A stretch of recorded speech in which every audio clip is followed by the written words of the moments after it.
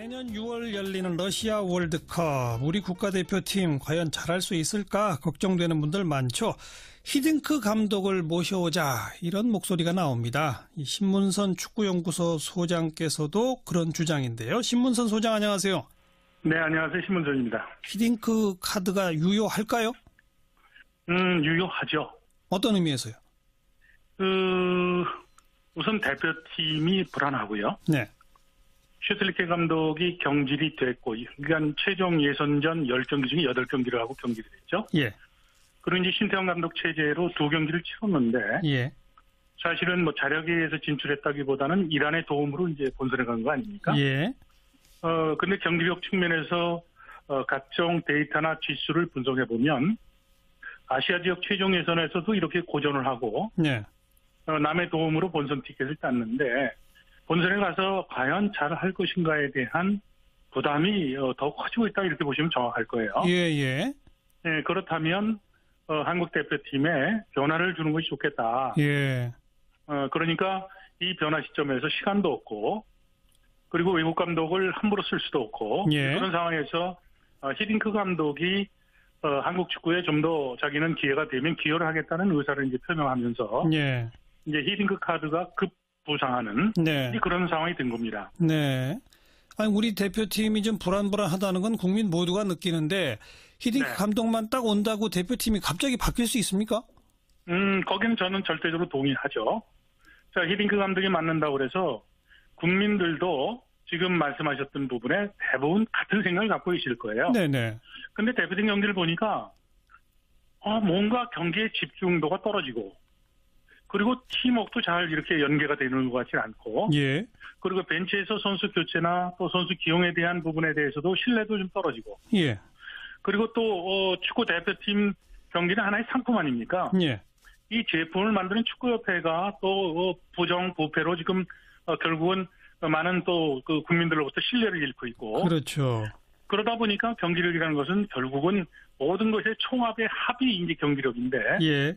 이런 부분에 대해서 변화를 준다면 과연 누구인가? 네. 이제 일각에서는 신태용 감독이 승점을 이제 2번 비겨서 결국은 본선 티켓을 이란의 도움으로 따긴 했지만 독이 든 성배를 선택을 해서 한 것도 공이 아니냐. 네네. 근데 신태용 감독 체제로 가는 것이 맞다라고 이제 주장하는 미디어들도 많고 또 전문가들도 일본이 있습니다만. 지금 축구협회 입장도 그런 것 같고요. 그렇죠. 협회도 그런 입장이죠. 예. 근데 이제 냉정한 시각에서 놓고 보면 월드컵 본선에 가서 과연 이 한국 축구에 대한 어떻게 보면 이 문제나 그렇지 않으면 희망에 대한 부분을 놓고 보면 어떤 것이 지혜인가 하는 이제 그런 고민을 할 시점이 됐다는 것이죠. 그다음에 히딩크 감독이 자신이 앞서 말씀드렸듯이 한국 축구에 기여를 하겠다는 그런 이제 뜻을 밝히면서 예. 결국은 축구협회의 어떻게 보면 기술위원장이죠. 축구협회 대한축구협회 부회장을 겸하고 계신데 김호건 그 기술위원장이 또 거짓말 논란까지도 이제 이것이 가중되면서 축구계는 지금 극도의 어떤 혼란스러운 이제 상황으로 빠져들 수밖에 없었던 거죠. 예. 그런데 히딩크 감독은 4강 신화에서 분명히 능력을 입증했습니다만 그 당시에는 대표팀을 맡은 기간도 상당히 길었고 그 기간 동안 전폭적인 지원을 해서 뭐 한 달에 대표팀 경기가 평균 2.5경기나 있을 정도로 다른 일본과 한국이 같이 월드컵 유치했지만 일본 대표팀보다도 경기를 훨씬 더 많이 치를 정도로 전폭적 지원이 이루어졌었다. 그런데 지금은 남아있는 기간도 불과 한 10개월이고 그리고 해외파가 워낙 많아서 소집해갖고 경기 치를 수 있는 기회도 별로 없고 과연 히딩크라고 되겠느냐? 이런 질문 어떻게 답하시겠어요? 지금 말씀하셨던 상황 때문에 더 히딩크가 필요한 거죠. 그래요? 자, 대표팀 경기력의 문제를 좀 더 세분화해서 보면 지금 말씀하신 내용 중에 답이 있는 겁니다. 해외파 의존도가 굉장히 높은 팀이 돼버렸어요. 네. 그리고 조기 소집한 국내파 선수들은 또 국내에서 먼저 대표팀을 수집해서 훈련을 하는데 네. 실제로 게임 뛰는 것은 해외파 선수들이 주로 뛰지 않습니까? 예. 그러다 보니까 팀에서 갈등적 요소가 상당히 컸어요. 예. 슈틸리케 감독도 고전했던 것이 바로 그런 이유였었고요. 아하. 그러니까 해외파 선수들을 중용하면서 또 국내파 선수의 갈등을 이것을 치유할 수 있는 방법은 슈틸리케 감독도 그 부분에 대해서 신경을 썼었어요. 예. 잉글랜드 리그에 가서 손흥민 선수도 만났었고요. 여보세요? 예, 말씀하세요. 예, 그리고 또 구자철 선수를 포함을 해서 모든 선수를 만났었는데 예. 그런 부분이 이게 잘 원만하게 되질 않았죠. 그리고 예. 또 협회도 책임이 있었던 거예요. 예. 슈틸리케 감독만 데려다 놓고 시스템을 갖춰주지 않았던 거거든요. 예. 그 외국 감독이 오면 코칭 스텝이나 경기 분석관이나 체력 담당 코치나 뭐 이런 스텝들을 갖춰서 시스템으로 대표팀을 지원을 했었어야 되는데 예. 그렇지 않다 보니까 대표팀이 힘이 빠지고 슈틸리케가 처음 와서 얼마나 잘했습니까? 예. 그러다 기운이 빠졌는데요. 지금 이런 상황에서 갈등적 요소가 지금 현재 대표팀 코칭 스텝을 갖고 남아있는 기간 동안 이것이 치유될 것인가에 대해서 고민을 해보면 그 선택보다는 예. 히딩크 감독은 정말 모든 것을 다 그 경험한 100점 노장이거든요. 세계적인 팀도 이끌어봤고 알겠습니다. 또 한국의 월드컵에서 단 1승도 거두지 못한 데지만 4강으로 이끌지 않았습니까? 그런 부분에서 히딩크의 리더십이 어느 때보다 필요하다는 거죠. 시간이 없을수록 히딩크의 리더십이 필요하다. 이런 말씀이시네요. 네, 맞습니다.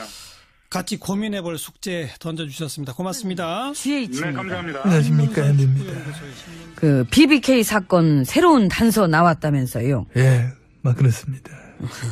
예.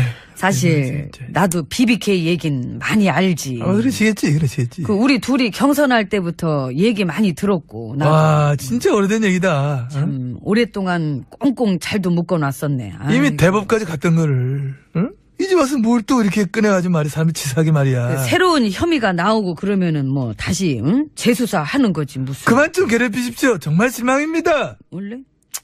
그 예전부터 이미 말도 안 됐었잖아요. 상식적으로. 응? 동영상은 있는데, 응? 주어가 없다? 그 무슨 이딴 식의 얘기나 하고. 응? 그 본인이 생각해도 웃기지요. 그 웃겨. 거 봐. 이거 안 웃기 힘들지. 주어가 없으니까 아니다? 그 정말 코미디 전설이야. 뭐 솔직히 그때 나도 그걸 보면서 이야 5천만 국민 앞에 저런 얘기가 통할까? 통했잖아. 통한 게 아니라 농락한 거지. 그런 건가? 너무 어처구니가 없어서 사람들이 그냥 가만히 있었던 거예요. 그때 이제 언론도 많이 도와줬어. 근데 그런 줄 아는 사람도 많아. 그렇게 시작된 일들이 그때부터 해서 줄줄이었잖아. 9년 동안. 어차피 뭐 그 당시에 쌍식, 논리 뭐 그런 게 어딨어. 우리가 그때 하면 그런 줄 알아. 그래 밀고 나가는 거지. 어? 대충 어이가 없으면 애들이 대들어. 근데 너무 어이가 없잖아? 그럼 애들이 지쳐가지고 가만히 있는다고. 왜? 내가 그걸 모를까봐 지금 그걸 나한테 설명합니까? 그런 거. 알지 나도. 맞아, 너무 아시지. 그 맞지. 난 그걸로 강의도 할 수 있어요. 아래 것들을 지급하면서 다스리는 법. 그러니까. 1장 1절. 터무니없게 어이없어라. 아무도 반박 못하게. 자, 1장 2절. 잘못을 하나만 하면 대중들은 기억한다. 그러니 잘못을 할 거면 여러 개를 동시다발로 해라. 사람들 헷갈리게. 지치게. 그리고 익숙해지게. 하이파이브. 하이파이브. 명언이야. 가슴 저리지요. 스며. 쫙 스며들어. 1장 3절. 내 차례야? 예. 결코 싸우고 하지 마라. 4절은 먹을 거면 크게 먹어라. 한 끼 식사 훔쳐 먹고 도둑되지 마라. 아예 그 식당을 가져라. 주인이 될 것이다. 그러니까. 이런 거지. 우린 이런 식으로 해서 전해져 내려오는 이야기들 모아가지고 이 공동 지필로 책 하나 낼까 봐요. 책 제목? 도덕적으로 완벽해지는 방법. 도서출판 적폐. 좋다. 하이파이. 좋다. 오늘 깔끔하게 들어가자. 예, 같이. 오늘 딱딱 떨어진다, 오늘. 문 열어요. 야, 시원하다. 어서오세요. 예, 안으로 들어왔습니다. 근데 우리가 얘기했던 게 이미 이 바다에서 유명해가지고. 그렇죠. 그 일종의 바이블인데. 그러니까. 뭐 당장은 봐도 알잖아. 아예 터무니없게 어이없게 행동해라. 지금 잘하고 있잖아, 우리 후배들이. 많이 컸어요. 그 원래도 잘했어. 그래도 우리가 없는데도 잘하니까. 그게 모든 선배들의 마음이야. 우리 없어도 애들이 잘할까? 근데 기우야, 애들 잘해. 일단 그 선배님께서 노고가 많으셨습니다. 뭘 또 이렇게 좀 인사까지 하고 있어.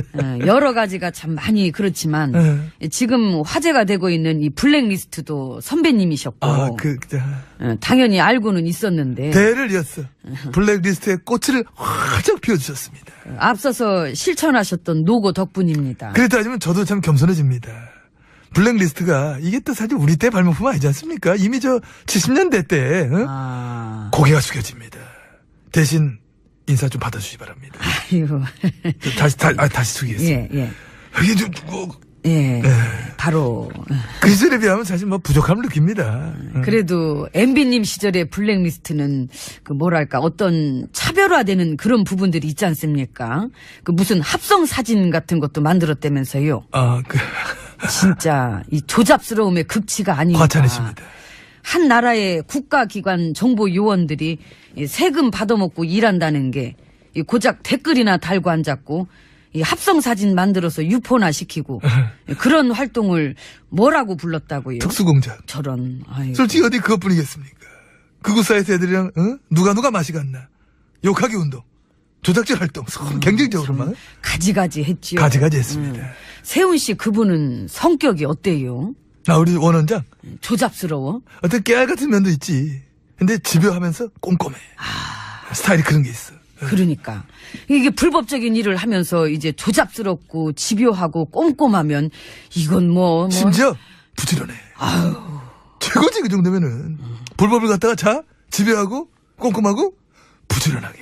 왜 맡겼는지 알겠다. 적임자니까. 든든하셨겠어요. 그랬는데. 댓글 부대가 다 죽어서 어떠세요 요즘은? 다 죽었대? 그 정보원 쪽, 양지회 쪽 그쪽은 그쪽이야 폭삭했겠지만은 그렇다고 적폐들이 다 죽었나? 걷어내고 채워진 적폐가 지금 몇 개나 되나? 그대로야. 그러네. 가지가지 종류별로 댓글 활동 각계 전투 지금 팔떡팔떡이야. 봐봐. 그냥 그래 생각하면 돼. 적폐들이 살아있는 한 아무것도 바뀌는 건 없다. 민심이 방심할 때만 기다리는 거야. 방심. 근데 아직도 그렇게 뭔가를 믿는 구석이. 그만 좀 괴롭히십시오. 정말 실망입니다. 응? 같이 오래 못 놀겠네. 너무 괴롭혀 진짜. 말투. 내일은 나 진짜 안 올 거야. 혼자 놓쳐는. 갈게 난. 모레도 안 나올 거면. 밥은 여기까지 안 먹어 나는. 하는 것은 결국은 모든 것의 총합의 합이 이제 경기력인데 예. 이런 부분에 대해서 변화를 준다면 과연 누구인가? 네. 이제 일각에서는 신태용 감독이 승점을 이제 2번 비겨서 결국은 본선 티켓을 이란의 도움으로 따긴 했지만 독이 든 성배를 선택을 해서 한 것도 공이 아니냐. 네네. 근데 신태용 감독 체제로 가는 것이 맞다라고 이제 주장하는 미디어들도 많고 또 전문가들도 일본이 있습니다만. 지금 축구협회 입장도 그런 것 같고요. 그렇죠. 협회도 그런 입장이죠. 예. 근데 이제 냉정한 시각에서 놓고 보면 월드컵 본선에 가서 과연 이 한국 축구에 대한 어떻게 보면 이 문제나 그렇지 않으면 희망에 대한 부분을 놓고 보면 어떤 것이 지혜인가 하는 이제 그런 고민을 할 시점이 됐다는 것이죠. 그다음에 히딩크 감독이 자신이 앞서 말씀드렸듯이 한국 축구에 기여를 하겠다는 그런 이제 뜻을 밝히면서 결국은 축구협회의 어떻게 보면 기술위원장이죠. 축구협회 대한축구협회 부회장을 겸하고 계신데 김호건 그 기술위원장이 또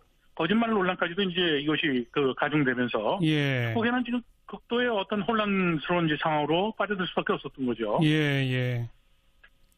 그런데 히딩크 감독은 4강 신화에서 분명히 능력을 입증했습니다만 그 당시에는 대표팀을 맡은 기간도 상당히 길었고 그 기간 동안 전폭적인 지원을 해서 뭐 한 달에 대표팀 경기가 평균 2.5경기나 있을 정도로 단 국민 모두가 느끼는데 히딩크 감독만 딱 온다고 대표팀이 갑자기 바뀔 수 있습니까? 거기는 저는 절대적으로 동의하죠. 자, 히딩크 감독이 맡는다고 그래서 국민들도 지금 말씀하셨던 부분에 대부분 같은 생각을 갖고 계실 거예요. 네네.